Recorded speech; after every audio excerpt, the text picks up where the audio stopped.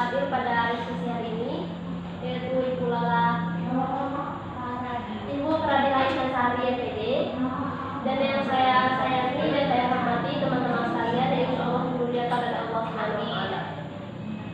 Yang pertama-tama marilah kita panjatkan puja puji syukur atas kehadiran Allah Subhanahu wa Ta'ala, karena berkatnya kita dapat dikumpul di dalam ruangan yang sedang ini dalam bentuk melakukan diskusi.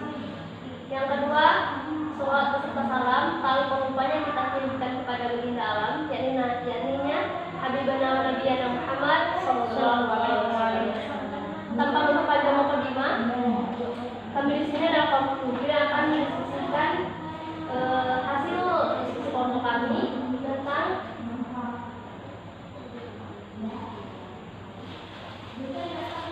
tentang hubungan bahasa, pikiran, ingatan, dan budaya.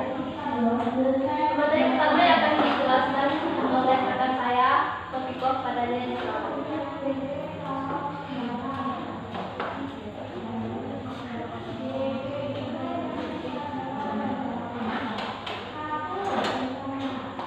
Hubungan bahasa dengan pikiran. Pengembangan daya berpikir seseorang sama sekali tidak tergantung pada bahasa ataupun secara khusus lagi kepada berbicara. Karena orang bisu yang sama sekali tidak dapat menggunakan bahasa atau bahkan orang bisu tuli yang tidak pernah mendengar suara atau bahasa apapun serta tidak pula pernah dapat berbahasa tetap mempunyai pikiran. Ia mampu untuk berpikir secara normal walaupun mereka tidak mempunyai kemampuan untuk menyampaikan pikirannya itu kepada orang lain. Adapun menurut Shah ada 8 teori yang berkaitan dengan hubungan bahasa dengan pikiran. Yang pertama adanya teori Wilhelm von Humboldt. Di sini sarjana Jerman ke-19 itu menekankan adanya ketergantungan pemikiran manusia pada bahasa. Maksudnya di sini adalah pandangan hidup dan budaya suatu masyarakat ditentukan oleh bahasa masyarakat itu sendiri. Dan anggota-anggota masyarakat itu tidak dapat menyimpang lagi dari garis-garis yang telah ditentukan oleh bahasanya itu. Kalau salah satu seorang dari anggota masyarakat itu ingin mengubah pandangan hidupnya, maka dia harus mempelajari dulu satu bahasa lain. Dengan demikian, dia akan menganut cara berpikir atau juga budaya masyarakat bahasa lainnya. Dari keterangan itu bisa disimpulkan bahwa bunyi bahasa merupakan bentuk luar, sedangkan pikiran adalah bentuk dalam. Bentuk luar bahasa itu itulah yang kita dengar, sedangkan bentuk dalam bahasa berada di dalam otak. Kedua bentuk itulah yang membelenggu manusia dan menentukan cara berpikirnya. Dengan kata lain, Konsep berpendapat bahwa struktur suatu bahasa menyatakan kehidupan dalam suatu otak dan pikiran penutur bahasa itu.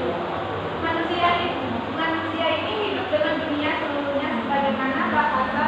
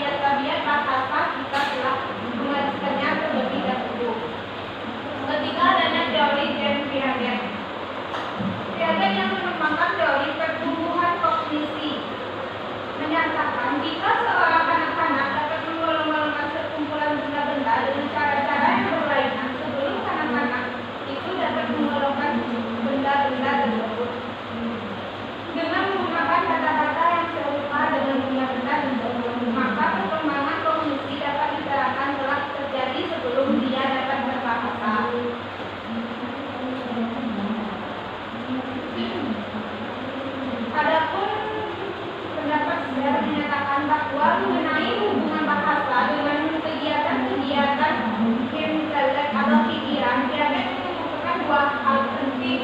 Yang pertama, adanya sumber kegiatan intelek ialah tidak terdapat dalam bahasa tetapi dalam periode sensomotorik, yakni artinya satu sistem skema dikembangkan secara penuh dan membuat lebih dulu gambaran-gambaran dari aspek-aspek atau struktur golongan-golongan dan hubungan-hubungan benda-benda, atau sebelum mendahului gambar-gambar lain dan bentuk dasar penyimpanan dan operasi pemakaian kembali. Yang keduanya yaitu adanya pembentukan pikiran yang tepat dikemukakan dan berbentuk terjadi pada waktu yang bersamaan dengan pemerolehan bahasa. Keduanya ini memiliki suatu proses yang lebih umum, yaitu konstitusi fungsi lembaga pada umumnya. Fungsi lambang itu mempunyai beberapa aspek, yaitu awalnya terjadi fungsi lambang itu ditandai oleh bermacam-macam perilaku yang terjadi serentak dalam perkembangannya. Yang keempat yaitu teori Vygotsky menyatakan bahwa Vygotsky adalah dari sarjana bangsa Rusia terdapat adanya satu tahapan perkembangan bahasa sebelum adanya pikiran dan adanya satu tahap perkembangan pikiran sebelum adanya bahasa, dan kemudian kedua garis perkembangan ini saling bertemu, maka terjadilah secara serentak pikiran berbahasa dan bahasa berpikir. Dengan kata lainnya yaitu pikiran dan bahasa pada tahap permulaan perkembangan secara terpisah dan tidak saling mempengaruhi. Jadi mula-mula pikiran berkembang tanpa bahasa dan bahasa mula-mula berkembang tanpa pikiran. Lalu pada tahap berikutnya keduanya bertemu dan bekerja sama serta saling mempengaruhi. Jadi begitulah anak-anak berpikir dengan menggunakan bahasa dan berbahasa dengan menggunakan pikiran. Yang kelima yaitu teori Nomsky menyatakan bahwa mengenai hubungan bahasa dan pikiran, Nomsky mengajukan kembali adanya teori klasik yang disebut dengan hipotesis nurani. Sebenarnya teori ini tersebut tidak secara langsung membicarakan hubungan bahasa dan pemikiran, tetapi kita dapat menarik kesimpulan mengenai hal itu karena menegaskan bahwa mengkaji bahasa membukakan perspektif yang baik dalam pengertian proses mental atau pemikiran manusia. Yang keenam adanya teori Eric Lemaitre menyatakan bahwa berkenaan dengan masalah hubungan bahasa dan berpikir, Eric mengajukan teori yang disebut dengan teori kemampuan bahasa usus. Teori kemampuan berbahasa usus ini banyak bukti yang menunjukkan bahwa manusia menerima warisan biologi asli berupa kemampuan berkomunikasi dengan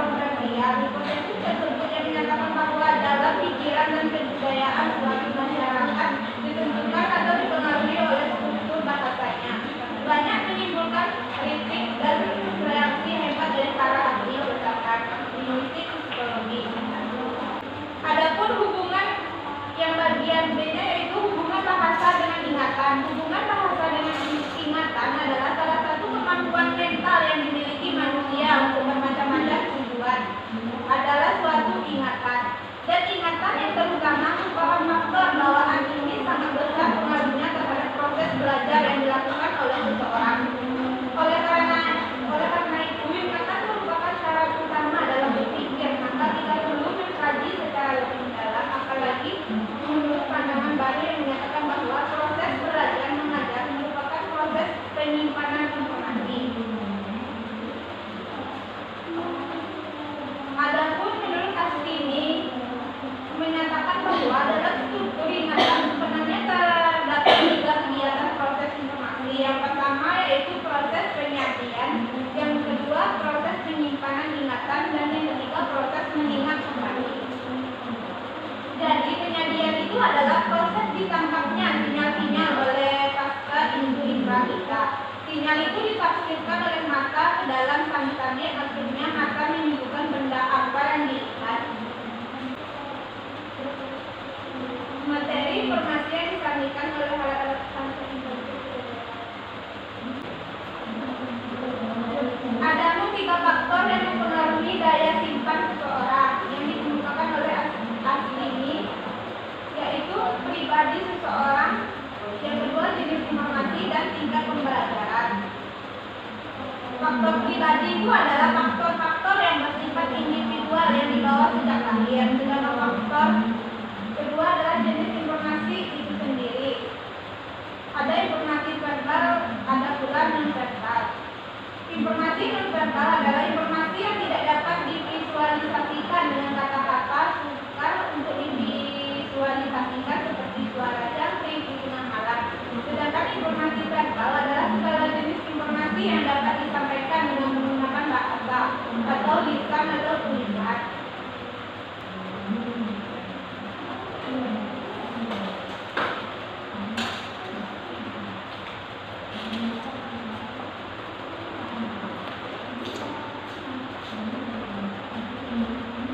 Baik, tadi telah dijelaskan oleh rekan saya tentang hubungan berbahasa, pikiran, dan ingatan. Lanjutkan dengan saya sendiri tentang hubungan bahasa dengan budaya. Para ahli sosiologi berpendapat bahwa kebudayaan bangsa tidak mungkin dapat dikaji tanpa mengkaji bahasa bangsa itu, karena bahasa bangsa itu adalah bagian dari budaya bangsa itu. Para ahli linguistik berpendapat bahwa pengkajian bahasa suatu penduduk asli tidak mungkin dipisahkan dari kebudayaan penduduk itu, karena semantik suatu bahasa mencakup juga kebudayaan penduduk itu. Jadi kalau antropologi berpendapat bahwa bahasa adalah bagian kebudayaan, maka linguistik menganggap kebudayaan sebagai salah satu dimensi bahasa. Karena yang kita tahu bahasa juga merupakan dua bentuk khas pemikiran manusia. Banyak kali digunakan teorinya mengenai kaitan bahasa antara bahasa dan budaya.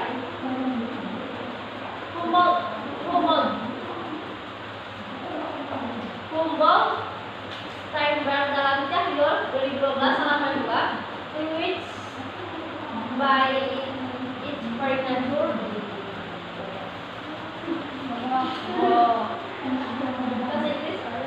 Humboldt yakin setiap bahasa di dunia merupakan perwujudan budaya dari masyarakat utuhnya. Jadi pendapat yang dimiliki oleh satu masyarakat budaya tertentu akan tercermin atau terwujud dalam bahasanya. Bahasa merupakan produk budaya. Bahasa adalah wadah dan refleksi kebudayaan masyarakat pemiliknya. John dalam Cahyo 2012 halaman 2 menyatakan juga budaya itu hanya dimiliki manusia dan berkembang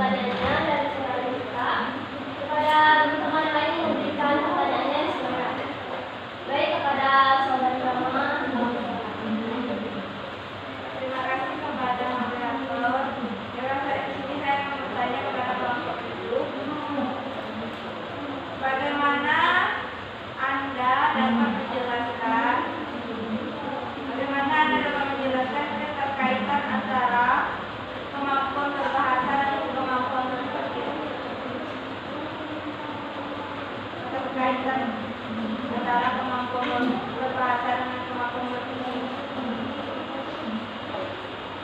Baik, Pak. Terima kasih kepada saudara Rama. Kepada teman-teman yang memberikan pertanyaan.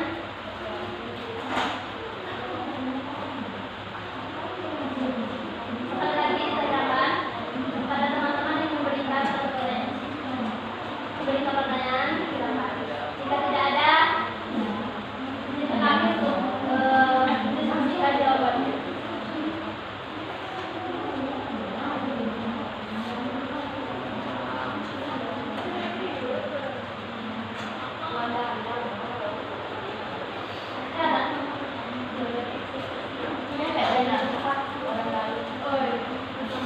Baik,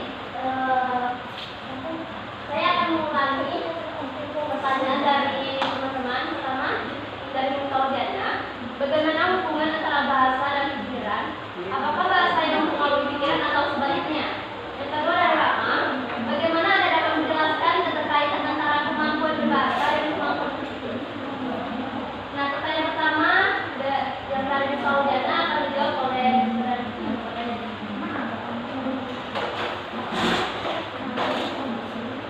Baiklah, di sini saya akan menjawab pertanyaan dari Miss Kaludana, yaitu bagaimana hubungan antara bahasa dan pikiran? Apakah bahasa yang mempengaruhi pikiran atau sebaliknya? Jadi jawabannya adalah bahasa dan pikiran itu memiliki suatu hubungan yang sangat erat, karena dengan bahasa maka mampu mengubah maupun mempengaruhi pikiran.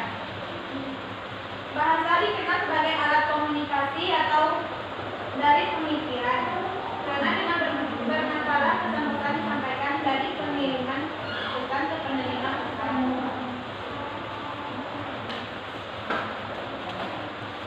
kedua jawaban dari kami. Apakah teman-teman ada yang memberikan tambahan jawaban? Jika tidak ada, dilanjutkan dengan pertanyaan kedua dari kami Maria.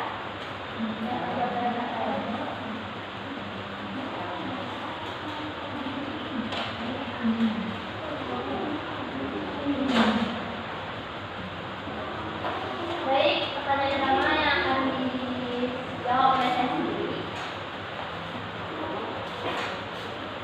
Tadi pertanyaannya, bagaimana Anda dapat menjelaskan keterkaitan antara kemampuan bahasa dan kemampuan berpikir? Jadi, hasil hubungan kemampuan berbahasa dan kemampuan berpikir saling mempengaruhi satu sama lain. Nah, kemampuan berpikir berpengaruh terhadap kemampuan berbahasa dan sebaliknya, kemampuan berbahasa berpengaruh terhadap kemampuan berpikir. Kalau kita berbahasa, jelas kita pikir dulu dong kalau mau ngomong gitu. Misalkan kayak saya sekarang, saya berbicara, dan sebelum saya berbicara, saya berpikir dulu apa yang akan saya bicarakan.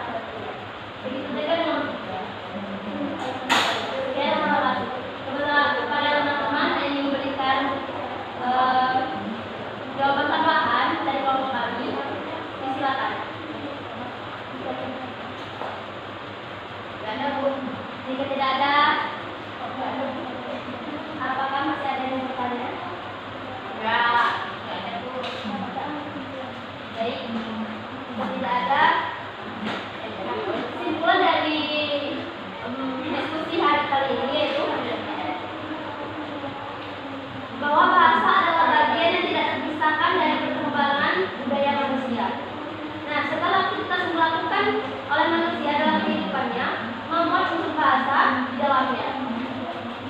Tadi juga sudah dijelaskan beberapa teori yang tentang hubungan bahasa dan pikirannya. Itu sudah jelas oleh saudara Rekan Buko. Nah, budaya dalam lingkaran komunikasi adalah keseluruhan sistem komunikasi yang mengikat dan kemungkinan untuk bekerjanya suatu himpunan manusia atau masyarakat atau sistem aturan-aturan komunikasi dan interaksi yang memungkinkan suatu masyarakat menjadi terpelihara dan dilestarikan. Bahasa sebagai sistem kebudayaan dan bahasa adalah faktor yang memungkinkan terbentuknya kebudayaan. Bahasa adalah